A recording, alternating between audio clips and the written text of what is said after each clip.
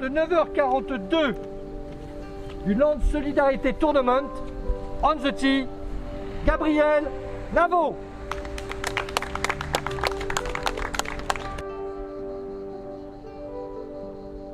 On a un immense plaisir de les avoir, donc nous c'est une joie énorme. Alors ce que je leur ai dit au départ, c'est que il faut bien respecter les règles de distanciation, 2 mètres entre chacun. Deuxième chose, c'est qu'on n'échange pas les cartes. Leur habitude était de prendre la carte de la personne qu'ils allaient marquer, là pas du tout. Ils marquent leur carte et ils marquent aussi sur leur carte le marqueur. Troisième chose, c'est de ne pas toucher au drapeau quand ils sont sur le green. Donc ils sont accompagnés d'un membre, habillé comme moi, qui va être responsable du drapeau. C'est-à-dire qu'ils devront dire à cette personne si ils veulent le drapeau dans le trou, s'ils veulent qu'on le prenne en charge ou s'ils le veulent à l'extérieur du trou. La personne qui les accompagne va aussi ratisser le bunker. Alors vous avez vu différentes manières de porter un râteau pendant 18 trous, en le traînant, en le portant comme un drapeau. Ils sont amusants et ils sont généreux. Et puis on a aussi des membres qui sont des spotters à l'arrivée des drives de certains trous un peu cruciaux, comme au 1, au 3, au 11 et au 15, pour faciliter le jeu et leur permettre d'accélérer. Et puis à la fin des fins, c'était de leur rappeler que quand ils arriveront au recording, là encore, c'est pas les mêmes réflexes, ils gardent leur carte, ils signent que leur carte et ils échangent la validation avec leur marqueur que oralement.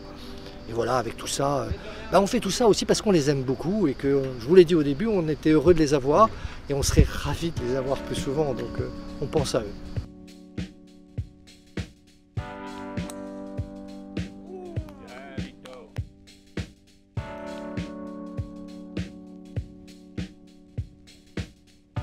Après autant de temps d'arrêt, on est quand même, je pense, un petit peu moins exigeant vis-à-vis des contraintes. Après, c'est vrai qu'on a quelqu'un qui nous suit, qui nous ratisse les bunkers, qui s'occupe du drapeau. C'est-à-dire que même quand on met la balle dans le trou, on doit attendre que lui vienne enlever le drapeau d'abord et ensuite qu'on récupère la balle. C'est des détails, hein. Quelque part, c'est pas plus mal, c'est pas nous qui ratissons les bunkers. Donc au moins, on a un peu de travail en moins à faire. Et oui, il faut attendre que la personne enlève le drapeau, le remette, etc. Bon, ça prend un petit peu de temps en temps, parfois, mais c'est sincèrement pas du tout un souci, pas du tout une contrainte, je trouve, en tout cas. Moi, ouais, j'avais pas très bien compris, je croyais qu'on avait même pas le droit de ramasser la balle dans le trou, donc je dis à Franck Do avec qui je jouais, non, ramasse pas, enfin, faut quelques trous pour se mettre un peu dedans, mais après ça va, pas complètement non plus bête, donc les consignes sont relativement simples, donc on arrive ensuite à les appliquer un peu. Ça se passe très bien, on a l'impression que les gens sont très bien rodés, en tout cas très bien briefés, ça c'est sûr.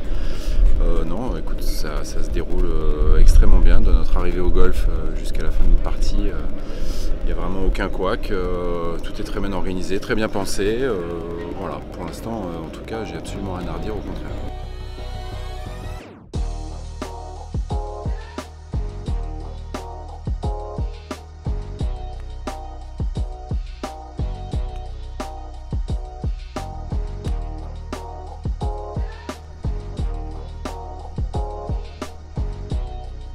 Notre rôle était surtout de s'occuper de ratisser les bunkers pour éviter justement, en raison de la crise sanitaire, de faire prendre des risques à qui que ce soit, et ainsi de s'occuper également des drapeaux pour les joueurs, voilà, donc, et également de faire attention à ce que le public qui suit respecte bien les distanciations sociales.